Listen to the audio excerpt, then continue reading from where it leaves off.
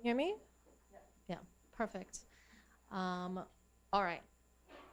First, 오늘 이 자리에 여러분과 함께되어 큰 영광입니다.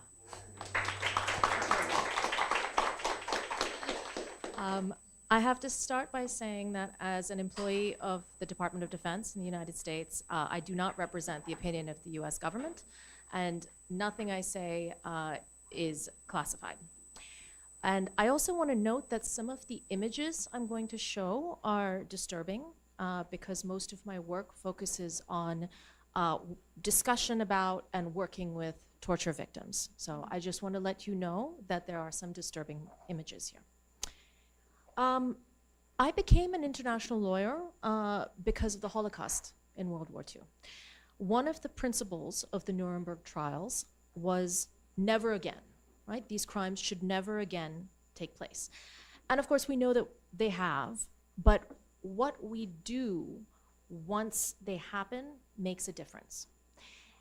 And which is why after World War II, the sites of genocide and torture were preserved. Auschwitz is a living memorial, and the Warsaw Ghetto can still be visited.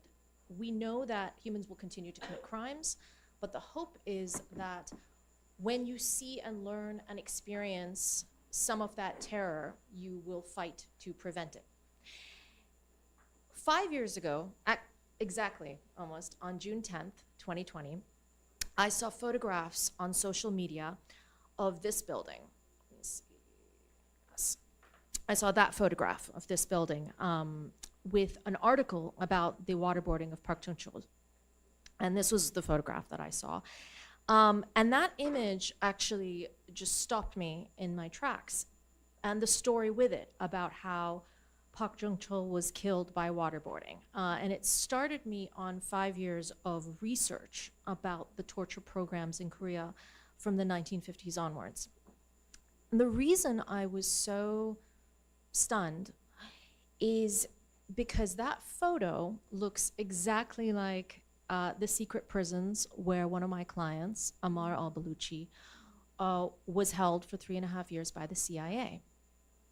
And the world now knows what happened to Ammar and many other detainees in the torture program. The US government tortured them, they waterboarded them, they beat them, starved them, slammed them against walls so hard that they have brain injuries now, and held them without the ability to contact anyone outside.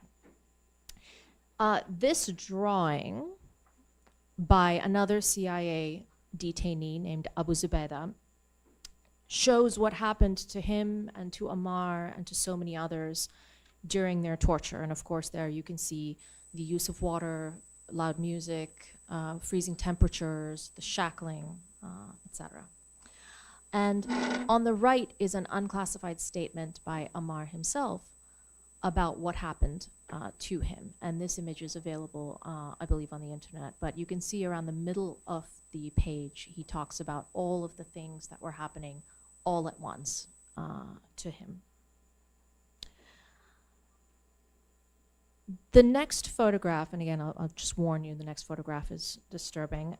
This is a photograph of Ammar during his time in the CIA secret prisons. We're still trying to get justice for the men who were tortured by the United States. And the biggest problem is that the government still wants to keep everything a secret. You can see why I started by saying that nothing I say represents the opinion of the US government. We don't agree on a lot. They want to keep the torture secret. They don't want to tell us who the torturers were. They destroyed videotapes from the black sites, and they will not let us see the black sites, the secret prisons where they were held. In fact, when we asked to go and see the black sites, the government destroyed them as well. And that is why I am here. Part of my work, part of my investigation, is going to other secret prisons to see what they were like when the torture happened. When someone is waterboarded, what does it feel like? When the room is freezing, what does it sound like when the walls have sound protection? Some of us took the tour yesterday and were able to hear the sound of climbing the spiral staircase up to the 5th floor. What do you hear and feel when you are blindfolded? And so after a couple of years of research into the atrocities here in Namyeongdong and in Gwangju and Jeju Island, reading Korean literature about the atrocities, Hwang Suk-young and Han Kang and many others, I came to Korea to see Namyeongdong for myself. And with the very generous help of Kim Chan-ho and the KDF, I was able, over the next several years, to visit Gwangju and Jeju Island, to meet some of the torture victims, see the trauma centers there, and really get a sense of how the people and communities had been affected. And our visits have confirmed, sort of the truth that everyone knows, but doesn't think about too much, about memory and democracy. The key characteristic of a real democracy is transparency, right? A government that will tell its citizens the truth and allow them to decide the course of action next and help them recover is what we all aspire to, right? Is a true democracy. And the reverse is also true, that governments that commit crimes and hide them, that punish people who seek the truth, cannot really ever be true democracies, right? So we're all sort of striving for better. George Orwell famously said that those who control the past control the future. And you see that a bit in the past year here in Korea and in the United States. With political power affecting what is available to be remembered. In the US context, you saw multiple presidents from both political parties hide evidence, CIA torture and other wrongdoing. Political power affects who is allowed to remember. In the US, it is still only the few secret people who participated in the torture program, and of course the victims. It affects when and where past events can be memorialized. And in the US, there is still such fighting over memorials to Black slavery, memorials to massacres of minorities. And in many cases, we are still using the sites of oppression actively, like at Guantanamo Bay, where I work. I spend most of my year. So there's no opportunity to stop and remember and to commemorate because the crimes are ongoing and the victims continue to suffer over long periods of time. When I stood in court earlier this year to argue that Ammar's torture has tainted his trial at Guantanamo, I used this slide with a photograph from my visit to Namyeongdong in 2023. And you can see there, of course, the room in which Park Chun-chol was killed. I also used this statement from one of the excellent trauma specialists at the Gwangju Trauma Center, who recounted the Gwangju uprising and then said that even now, 45 years later, the victims continue to suffer. So imagine the suffering when such national pain is never recognized and is never addressed, and instead is denied and hidden.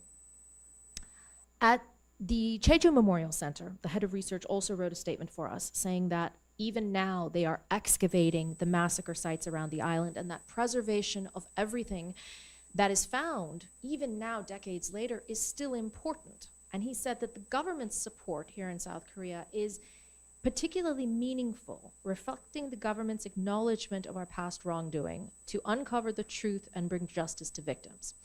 He said, our work continues to reveal crucial evidence about the events and their impact on the victims and their families, and that the purpose is to commemorate the lives lost and to foster a community of remembrance and solidarity. Now, just in April, a couple of months ago, we actually won our case to throw out the torture evidence against Ammar. It took 7 years in court and a lot of hard work, immersed in the details of the torture program. But with the support from around the world, including my Korean colleagues at the KDF in Gwangju and in Jeju, we earned a very difficult and very important victory for international human rights and for all democratic justice systems, I think, and we still keep moving forward from here. Every country has its problems, right? And clearly the US and South Korea are no exceptions. But what struck me in researching South Korea's response to its own past, and from the people that I have met, is the intent to be transparent, even when it is not perfect. There is some intent to show each other and the world what happened before and how to move forward. And part of that is, right, Truth and Reconciliation Commissions. Part of that is the trauma centers established to help those who were the victims of the atrocities. And part of that is the preservation of sites like this, where you can stand one floor below us in the room where a young man was killed, learn about his life, what he and his family lost, what it means for your country, and think about how you can participate in changing the future. And I hope that one day we in the United States can use the memory of our own recent mistakes and move forward in the same way. Thank you. 감사합니다. 감사합니다. 네, 변호사